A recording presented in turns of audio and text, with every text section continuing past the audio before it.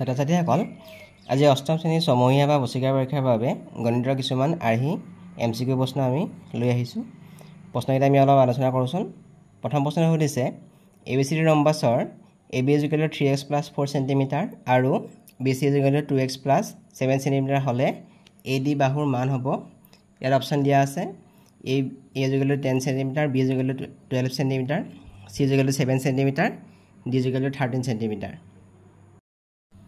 আমি এইটো ABCD rhombus আঁকি লৈছোঁ ABCD। আমাক AB বাহুৰ মান দিয়া আছে 3x + 4 + 4 cm আৰু BC মান দিয়া আছে 2x + 7 2x + cm। আমি জানো যে ৰম্বাছৰ ধৰ্ম অনুসৰি ৰম্বাছৰ আটাইকেইটা বাহু সমান। যেতিয়া ৰম্বাছৰ আটাইকেইটা বাহু সমান হ'ব আমি ক'ব পাৰিম AB = BC। আমাক AB ৰ মান দিয়া আছে 3x + 4 আৰু BC মান দিয়া আছে 2x + 7। আমি এতিয়া 2x টো আমি পক্ষান্তৰ কৰি লৈ আহিলে -2x হ'ব, 4টো আমি পক্ষান্তৰ কৰি দিলে হ'ব -4 হ'ব। গতিকে 3x ৰ পৰা 2x গ'লে থাকিব x, 7 ৰ পৰা 4 গ'লে থাকিব 3। গতিকে আমি x ৰ মান পালোঁ 3 cm। আমি এতিয়া যিকোনো বাহুৰ মান উলিয়াই লওঁ। আমি যেনিবা AB বাহুৰ মান উলিয়ালোঁ। AB বাহুৰ মান আছে আমাৰ 3x + 4। ইয়াত আমি x ৰ মান বহাই দিম। x ৰ মান আছে ইয়াত 3 + 4 9, 4 যোগ কৰিলে হ'ব 13। আমি এতিয়া AB বাহুৰ মান পালোঁ 13 cm। যিহেতু ৰম্বাছৰ আটাইকেইটা বাহু সমান গতিকে AB = AD হ'ব। গতিকে আমাৰ AD বাহুৰ মান হ'ব AD = AB। তাৰমানে যিহেতু আমি AB বাহুৰ মান 13 cm পালোঁ গতিকে AD বাহুৰ মানো হ'ব আমাৰ 13 cm। গতিকে শুদ্ধ উত্তৰটো হ'ব আমাৰ D। গতিকে আমাৰ শুদ্ধ উত্তৰটো হ'ব অপশ্যন D 13 cm। তলৰ কোনটো এটা চলযুক্ত একঘাতৰ সমীকৰণ? ইয়াত ABCD দিয়া আছে। আমি যদি এইটো চাওঁ এইটো এটা দ্বিঘাত সমীকৰণ হ'ব। আমি যদি ভাঙি দিওঁ এইটো এটা দ্বিঘাত সমীকৰণ হ'ব। D নম্বৰটো চাওঁ, D নম্বৰটো ইয়াত ঘাত 2 আছে, এইটো দ্বিঘাত সমীকৰণ। আমি যদি C নম্বৰটো চাওঁ x/3 + x/5 = 1/4। ইয়াত আমাৰ 3 আৰু 5ৰ লসাগু হ'ব 15। ইয়াত হ'ব 5x হ'ব, ইয়াত হ'ব 3x = 1/4। 5x + 3x = 8x হ'ব, 8x/15 = 1/4। এতিয়া আমি যদি বৰ্জপন কৰোঁ 4 লগত 4 লগত 8x পূৰণ হ'ব, 32x হ'ব = 15 হ'ব। তাৰমানে 32x - 15 = 0। এইটো এটা একঘাতৰ সমীকৰণ হ'ব। এতিয়া C নম্বৰটো ইয়াৰ শুদ্ধ উত্তৰ। গতিকে আমাৰ শুদ্ধ উত্তৰ অপশ্যন C। 3 নম্বৰ প্ৰশ্ন ৰীতাই এদিনত 6 ঘণ্টা সময় পঢ়াত খৰচ কৰে। এই তথ্যটো আমি বৃত্তচিত্ৰত প্ৰদৰ্শন কৰিলে কেন্দ্ৰীয় কোণৰ মান হ'ব। অপশ্যন দিয়া আছে A = 45 degree, B = 120 degree, C = 90 degree, D = 100 degree. আমি জানো যে এদিন মানে হ'ব 24 ঘণ্টা। ৰীতাই পঢ়াত খৰচ কৰে দিনটোৰ 6 ঘণ্টা। গতিকে পঢ়াৰ বাবে খৰচ কৰা অংশ তেওঁ দিনটোৰ 24 ঘণ্টাৰ ভিতৰত 6 ঘণ্টা পঢ়ে। গতিকে পঢ়াৰ বাবে খৰচ কৰা অংশ হ'ব 26/24। এতেকে কেন্দ্ৰীয় কোণৰ মান আমি জানো যে বৃত্তৰ কেন্দ্ৰত 360 ডিগ্ৰী কোণ উৎপন্ন হয়। গতিকে কেন্দ্ৰীয় কোণৰ মান হ'ব 6/24 × 360 ডিগ্ৰী। আমি যদি কটাকটি কৰোঁ 6 × 4 = 24 হ'ব, 4 যদি 360 কাটো আমাৰ 90 ডিগ্ৰী হ'ব। তাৰমানে কেন্দ্ৰীয় কোণৰ মান হ'ব 90 ডিগ্ৰী। ইমানকণ সময় পঢ়াত খৰচ কৰে। গতিকে শুদ্ধ উত্তৰটো হ'ব আমাৰ চিটো ইয়াৰ শুদ্ধ উত্তৰ 90 ডিগ্ৰী। 4 নম্বৰ প্ৰশ্ন তলৰ কোনটো পৰিমেয় সংখ্যা -2 আৰু -3 ৰ মাজত আছে? ইয়াত আমি ABCD অপশ্যন দিয়া আছে। ইয়াত আমি চবতে দেখিছোঁ অপশ্যনকেইটাত আমাৰ হৰটো 10 আছে। গতিকে আমি হৰটো 10 কৰি লওঁ। -2 × 10/10 যদি কৰোঁ 2 লগত -2 লগত 10 গুণ কৰিলে -20 হ'ব। আকৌ -3 লগত আমি যদি -3 লগত 10 গুণ কৰিলে -30 হ'ব। এতিয়া আমাৰ -20/30 10 আৰু -30/10 ইয়াৰ মাজত ইয়াত কোনটো সংখ্যা আছে আমি বিচাৰিব লাগিব আমি বিচাৰিলে পাম -22/10 এটো আমাৰ -20/10 আৰু -30/10 ৰ ভিতৰত আছে গতিকে বি নম্বৰটো ইয়াৰ শুদ্ধ উত্তৰ হ'ব 5 নম্বৰ প্ৰশ্ন 2y - 3/2y = 1/8 সমীকৰণৰ সমাধান হ'ল ইয়াত ABCD অপচন দিয়া আছে আমি সমীকৰণটো পাতি লৈছো 2y - 3/2y = 1/8 এতিয়া ইয়াত এটো বৰ্গগুণন হ'ব 8 ৰ লগত আমি পূৰণ কৰিব লাগিব 2y - 3 আকৌ 2y লগত পূৰণ কৰিব লাগিব 1 গতিকে 8 * 2y - 3 আকৌ 2y লগত আমি 1 টো পূৰণ কৰিব লাগিব 8 ৰ লগত যদি আমি 2y পূৰণ কৰো 16y হ'ব -8 3 গুণ হ'ব 24 ইয়াত আছে 2y আমি 2y যদি পৰীক্ষান্তৰ কৰো ইয়াত -2y হিচাপে আহিব 24 টো পৰীক্ষান্তৰ কৰিলে হ'ব 24 হ'ব -24 টো পৰীক্ষান্তৰ কৰিলে 24 হ'ব এতিয়া 16 নম্বৰ 2 গলে হ'ব 14y = 24 গতিকে y = 24/14 আমি যদি 2 এ কাটি দিও 2 * 4 = 24 গতিকে 2 * 7 = 14 গতিকে y মানটো হ'ব আমাৰ 12/7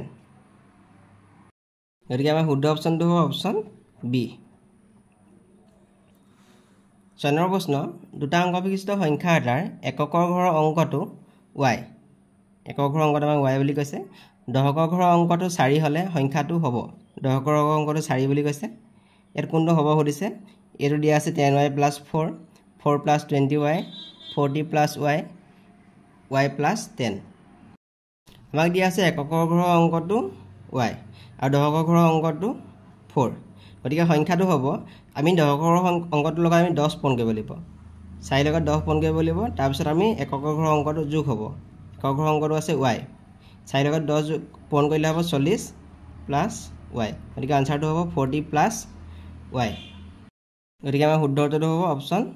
সি 40 + y 7 নম্বৰ প্ৰশ্ন এটা ভগ্নাংশৰ লব হৰতকৈ 9 বেছি গতিকে ভগ্নাংশটো হ'ব ABCD ইয়াত অপচন দিয়া আছে লবটো হৰতকৈ 9 বেছি বুলি কৈছে আমি যদি সংখ্যা কিটা চাও ইয়াত আছে লব 9 হৰ 12 গতিকে ইয়াত 9 বেছি হোৱা নাই যদি আমি বি নম্বৰটো চাও 25/15 ইয়াত লবটো 25 আছে আৰু হৰটো 15 আছে ইয়াত লবটো হৰতকৈ 10 বেছি হৈ আছে 15 হে 25 হৈ আছে আমি যদি সি নম্বৰটো চাও ইয়াত লব আছে 40 আৰু হৰ আছে 49 গতিকে ইয়াত হৰটো লবতকৈ ডাঙৰ হৈ আছে আমাক কৈছে লবটো ডাঙৰ লবটো হৰতকৈ 9 বেছি আমি যদি নম্বৰটো চাও 26/17 ইয়াত আমি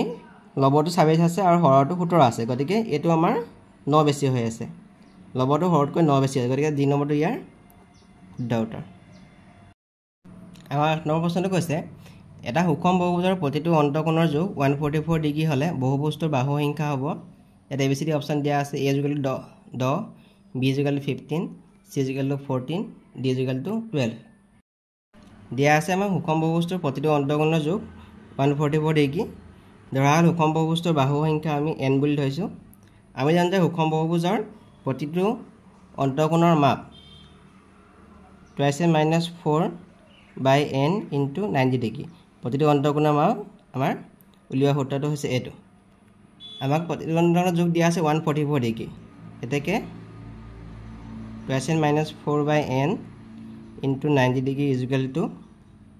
144 ডিগ্ৰী এতিয়া 2 - 4/n আমি 90 টোৱে 144 হৰণ হৈ যাব 90 যদি আমি 144 হৰণ কৰো তেতিয়া হ'ব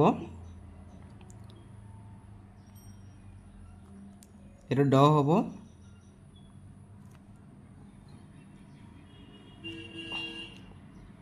আকৌ যদি আমি 2 এ কাটো 2 8 গুণ 16 2 5 গুণ 8/5 হ'ব 2 - 4/n = 8/5 এটো এটা বৰ্গগুণন হ'ব 5 ৰ লগত 2 - 4 পূৰণ হ'ব 5 ৰ লগত 2 - 4 পূৰণ কৰিলে হ'ব 2 - 4 ইনটু 5 আৰু n ৰ লগত 8 টো পূৰণ হ'ব গতিকে 8n হ'ব এতিয়া এইখিনি কৰিলে হ'ব 10n - 20 = 8n 5 দুগুণ 10 10n = -20 = 8n আমি যদি পৰীক্ষান্তৰ কৰোঁ 8n টো পৰীক্ষান্তৰ কৰি লৈ আহিলে হ'ব 10n - 8n -20 টো পৰীক্ষান্তৰ কৰিলে হ'ব 20 এতিয়া 10n ৰ পৰা 8n যদি মাইনাস কৰোঁ ইয়াত থাকিব 2n = 20 গতিকে n ৰ মানটো হ'ব 20/2 গতিকে n = 10 গতিকে বহুপদৰ বাহু সংখ্যা হ'ব 10 গতিকে আমাৰ শুদ্ধ অপচনটো হ'ব এ তলৰ কোনটো অশুদ্ধ এটা বৰ্গ আয়ত বা ৰম্বাস দুইটাই হ'ব এটো শুদ্ধ আমাৰ বৰ্গ আৰু আয়তৰ কৰ্ণবৰ দিশ সমান বৰ্গ আৰু আয়তৰ কৰ্ণবৰ দিশ সমান এটো আমাৰ শুদ্ধ ৰম্বাস আৰু বৰ্গৰ কৰ্ণবোৰ পৰস্পৰ লম্ব সমান্তৰাল নহয় আমি জানো যে ৰম্বাস আৰু বৰ্গৰ কৰ্ণবোৰ পৰস্পৰ লম্ব সমান্তৰাল হয় কিন্তু আমাক এটো নহয় বুলি কৈছে গতিকে আমাৰ অশুদ্ধটো হ'ব C2 আমাৰ অশুদ্ধ 10 নম্বৰ প্ৰশ্নটো চাওঁ যদি এটা সুষম বহুভুজৰ বাহু সংখ্যা n হয় তেনে সুষম বহুভুজটোৰ প্ৰতিটো অন্তঃকোণৰ মাপ হ'ব আমি জানো যে 2n - 4/n * 90 ডিগ্ৰী ডি নম্বৰটো আমাৰ শুদ্ধ উত্তৰ তলৰ কোন দুটা শ্ৰেণী অন্তৰালৰ শ্ৰেণী দৈৰ্ঘ্য সমান প্ৰথমটো শ্ৰেণী অন্তৰাল দিয়া আছে 25 ৰ পৰা 45 পিছত দিয়া আছে 225 250 100 ৰ পৰা 110 দিয়া আছে 3 নম্বৰটো 4 নম্বৰ দিয়া আছে 50 ৰ পৰা 70 আমি প্ৰথম অন্তৰালটো লওঁ 25 ৰ পৰা 45 ইয়াৰ উচ্চ সীমা হ'ব আমাৰ 45 আৰু নিম্ন সীমা হ'ব আমাৰ 25 গতিকে শ্ৰেণী দৈৰ্ঘ্য বুলি ক'লে আমি উচ্চ সীমাৰ পৰা নিম্ন সীমাটো আমি বিয়োগ কৰিম গতিকে ইয়াৰ শ্ৰেণী দৈৰ্ঘ্য হ'ব 20 পিছতো চাওঁ আমি 225 ৰ পৰা 250 ইয়াৰ উচ্চ সীমা হ'ব 250 আৰু নিম্ন সীমা হ'ব 225 আমি 250 ৰ পৰা 225 বিয়োগ কৰোঁ আমাৰ শ্ৰেণী দৈৰ্ঘ্য হ'ব তেতিয়াহ'লে 25 আমি 3 নম্বৰটো চাওঁ ইয়াৰ উচ্চ সীমা দিয়া আছে 110 আৰু নিম্ন সীমা দিয়া আছে 100 গতিকে শ্ৰেণী দৈৰ্ঘ্য হ'ব 110 ৰ পৰা আমি 100 বিয়োগ কৰিলে হ'ব 10 হ'ব 4 নম্বৰটো চাওঁ আমি 50 ৰ পৰা 70 দিয়া আছে ইয়াৰ উচ্চ সীমা হ'ব 70 নিম্ন সীমা হ'ব 50 গতিকে শ্ৰেণী দৈৰ্ঘ্য হ'ব 70 ৰ পৰা 50 বিয়োগ কৰিলে আমি পাম 20 আমি এতিয়া 4 নম্বৰটো আৰু 1 নম্বৰটো এই দুটাৰ আমাৰ শ্ৰেণী দৈৰ্ঘ্যকেইটা আমি সমান পাওঁ গতিকে আমাৰ শুদ্ধটো হ'ব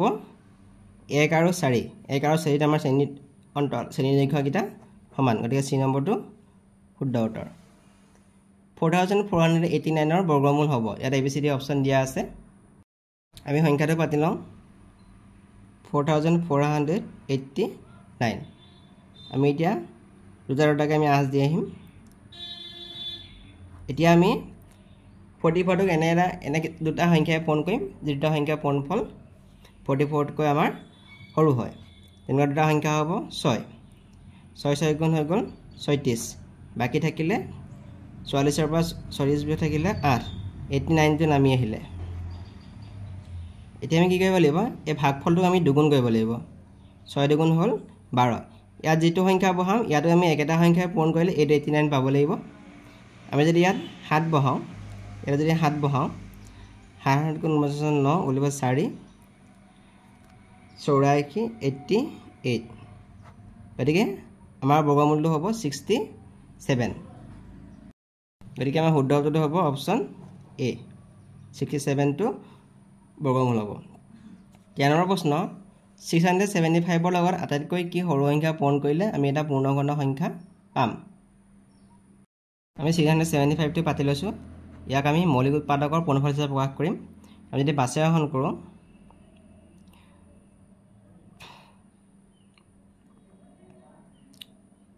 135 হ'ব আকৌ যদি বাছাইহৰণ কৰোঁ 5 দুগুণ 10 5 7 গুণ 35 এতিয়া আমি 3 দুগুণ 27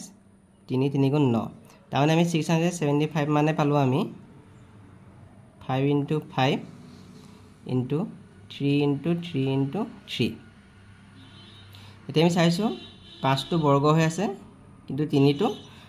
ঘন হৈ আছে ইয়াত 3 3টা আছে গতিকে 3 টু পাৱাৰ কিউব হৈ আছে 675টো আমি যদি পূৰ্ণঘন সংখ্যা হ'বলৈ হয় আমি ইয়াত যদি আমি 5 স্কয়াৰ আৰু এটা 5 পইণ্ট কৰি এটা 5 টু পাৱাৰ 3 হ'ব এটা তেতিয়া পূৰ্ণঘন সংখ্যা হ'ব তাৰমানে আমি 675 ৰ লগত আমি 5 এটা পূৰণ কৰিব লাগিব 5 এটা পূৰণ কৰিলে হ'ব 5 square into 5 into 3 cube 5 square into 5 পূৰণ কৰিলে হ'ব 5 to the power 3 into 3 cube এটো পূৰ্ণঘন সংখ্যা হ'ব গতিকে 675 ৰ লগত আমি 5 পূৰণ কৰিব লাগিব গতিকে আমাৰ বি নম্বৰটো শুদ্ধ উত্তৰ যদি মূলধন p টকা শতকৰা বছৰি সুতৰ হাৰ 8% আৰু বছৰৰ সংখ্যা n হয় তেন্তে n বছৰৰ অন্তত মিশ্ৰ সুত হ'ব n বছৰৰ অন্তত মিশ্ৰ সুত কোনটো হ'ব দিছে আমাৰ abcd অপচন দিয়া আছে ইয়াৰ শুদ্ধ অপচনটো হ'ব c2 p into 1 plus r by 100 to the power n minus p এটো মিশ্ৰ সুত লোৱা আমাৰ শুদ্ধ c নম্বৰটো ইয়াৰ শুদ্ধ উত্তৰ